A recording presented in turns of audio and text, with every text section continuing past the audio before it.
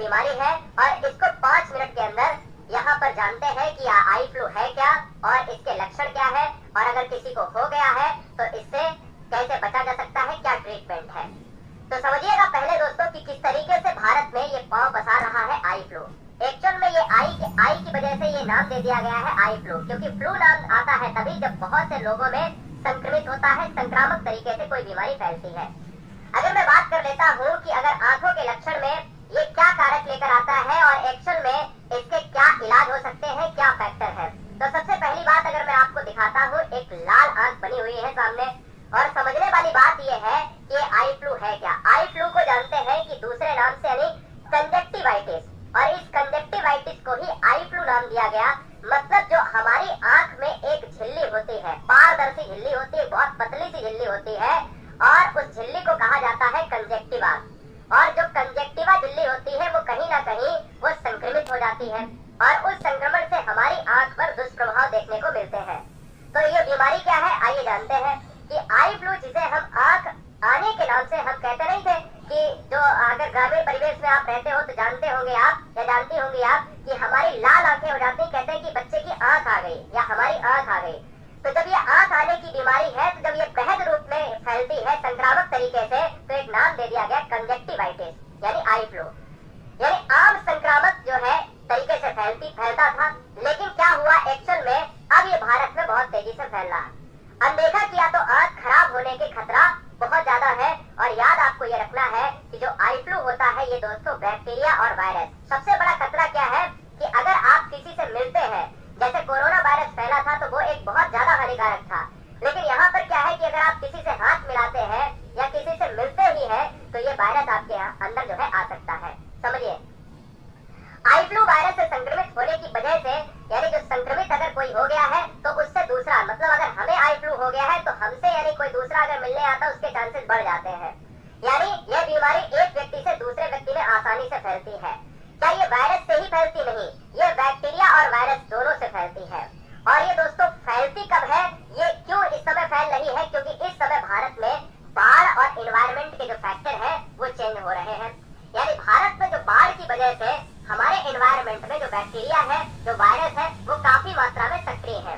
इस वजह से ये क्या है, ये आई फ्लू जो है बहुत तेजी से बढ़ रहा है भारत में। इस मौसम में वातावरण में संक्रमण फैलने की वजह से लोगों में आई फ्लू का शिकार हो रहे हैं। आमतौर पर जो है ये गंदगी की वजह से, धूल मिट्टी की वजह से, इत्यादि इत्यादि चीजों से ये जो है कहीं ना कहीं बीमारी फैल रही है, जिससे क्या है कि हमारे जो है आंख में एक लेयर होती है कंजक्टिवा, इसमें सूजन आ जाती है।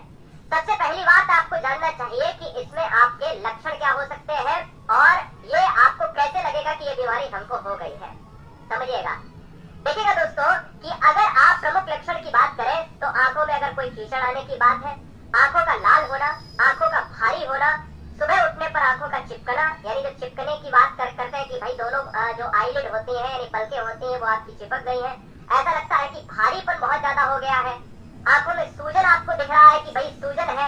इसी तरीके से कोई दर्द की समस्या है या फिर आंख से पानी आने और खुजली की समस्या से आप ग्रसित हैं, तो ये सारी चीजें जो है आप प्रमुख लक्षण में देखते हैं। सबसे महत्वपूर्ण पॉइंट पर अब आते हैं, जो बीमारी का कारण है, रीजन क्या है, ये समझ लीजिएगा। क्या हमें नहीं करना चाहिए? सबसे पहली बात कि देखिएगा कि अगर जैसे हम अभी चश्मा लगा रहे हैं, आपने देखा होगा बहुत से परिवार ऐसे भी होंगे जो चश्मा लगा रहे होंगे। तो सबसे पहली बात क्या है कि अगर आपको आई फ्लू होता है तो चश्मा आपको नहीं है। वैसे अभी आपको आई फ्लू नहीं है, देखिए मैं लगाया हूँ, मुझे नहीं है, लेकिन अगर आपको होता है तो आपको यानी चश्मा जो है हटा देना है, यानी नो लेंस की प्रक्रिया। आपको चश्मा नहीं लगाना है, टेस्ट चश्मा नहीं लगाना है, आपको अवॉइड करना चाहिए और ब्लैक गॉगल को अपनाना चाहिए, ब्लैक चश्मे को आपको यहाँ पर अपनाना चाहिए। किसी व्यक्ति से हाथ नहीं मिलाना चाहिए, आंखों के हाथ से यानी आंखों को जो है हाथ से नहीं रगड़ना चाहिए। यानी बार बार जितना आप आंखों को रगड़ेंगे, जितना रब करेंगे दोस्तों, उतना कहीं ना कहीं दिक्कत होने वाली है, यानी आंख जाने के चांसेस पूरे हो जाते हैं। यदि बच्चों के आंख में हो गया हो तो उसे स्कूल नहीं भेजना है। पहली बात, ये सबसे महत्वपूर्ण बात है, जिसमें मैंने कहा था कि अगर क्या आपके बच्चे स्कूल जाते हैं, क्योंकि ये संक्रमित रोग है और भारत में अगर संक्रमण की दर देखी जाए तो लोग आपस में ज्यादा मिलते हैं। इसीलिए कोरोना वायरस देखा होगा चाइना से लेकर भारत में बहुत तेजी से फैला था। आंखों को 3-4 बार जो है गुनगुने पानी से धोना चाहिए। और दोस्तों याद रखना है कि 3-4 दिन जो है रोगी को आराम करना चाहिए, लोगों से कम मिलना चाहिए। किसी दूसरे की तौलिया रुमाल इस्तेमाल नहीं करना चाहिए, ये बात आपको याद रखनी है। इलाज के लिए अगर देखा जाए तो ऐसा कोई इलाज नहीं है। आप देखिएगा अगर मार्केट में जाएंगे तो बहुत सारे ड्रॉप आपको डॉक्टर थमा देंगे, ठीक है ना। लेकिन आपको याद रखना है कि आपका सबसे सर्वश्रेष्ठ जो है इलाज है वो है गुलाब जल से आंखों को साफ करें, पहला पॉइंट। साफ रुमाल रुई के इस्तेमाल से आंखों की सफाई करें। थोड़ा सा क्या है, वार्म वाटर लें, क्या है, वार्म वाटर से जो है अपनी आंखों की सफाई करें। आंवले के जूस का सेवन कर सकते हैं, जिससे क्या होता है कि आंवला क्या होता है, विटामिन सी का जो है एक भरपूर स्रोत होता है, जो आंखों के लिए क्या होता है, बेस्ट होता है। क्योंकि आपको पता है कि ये विटामिन सी जो है आंखों के लिए भी अच्छा होता है और आपके मसूड़ों के लिए भी अच्छा होता है। आलू की बात अगर करें दोस्तों, तो आलू का रात्रि में प्रयोग कैसे करेंगे कि रात्रि में आलू को काट लिया और उसके दो इस तरीके से पीस आपने लिए और आंखों पर कुछ देर आपने रखे, जिससे आपको ठंडक के दौरान आपकी जो लालिमा होगी वो आपकी चली जाएगी। सैनिटाइजर को इस्तेमाल करें। आप सैनिटाइजर से ऐसा नहीं कि आंख में सैनिटाइजर लगा लें, सैनिटाइजर का इस्तेमाल करें, जिससे आप जो है आप बार बार आंखों में हाथ लगाते हैं, क्योंकि जब लाल आंख होती है तो आप बार बार हाथों को ले जाएंगे, कितना रोकेंगे।